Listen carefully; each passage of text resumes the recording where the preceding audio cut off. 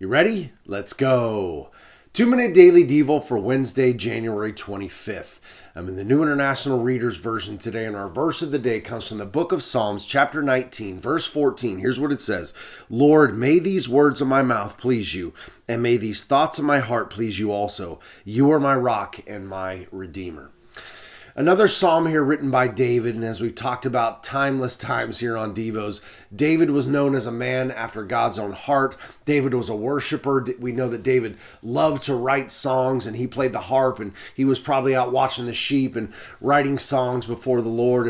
And this is another great example of that, and I love this verse because it really is a prayer to God. And it's something that you and I should do pretty much every day. He says, Lord, may the words of my mouth please you. You know, how often do we wake up and pray this prayer? I know I don't, but we should be praying and asking God, what is it that you want me to say? Or God, I want to make sure that everything I do say is pleasing to you. God, let the words of my mouth please you. Let me not say anything that is derogatory or tears people down or is something that someone could question if I'm a follower of yours because of the words that are coming out of my mouth. But God, let these words please you. And then this is even deeper. And may the thoughts of my heart please you also.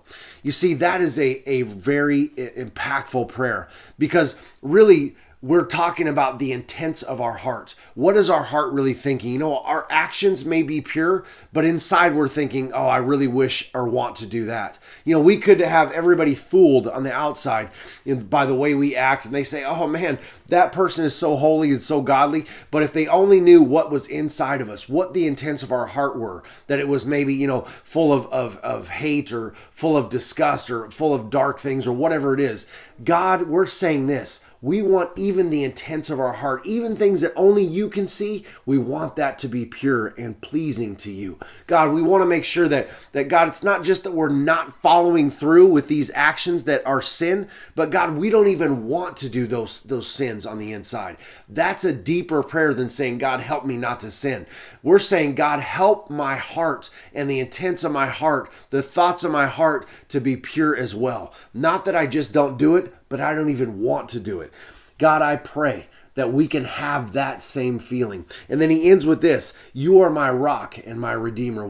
David always knew who to call on in his time of need, who to hold on to when he felt like he was sinking in life. We need to have this same attitude. God, you are the rock. You're the one that redeems me from every sin and bad thing that's going on around me. I pray, and I pray this for you, I pray this for me, that our words can be pleasing to God, the intents of our heart can be pleasing to God, and we know that God is our rock. All right, that's it, guys. I'll talk to you tomorrow.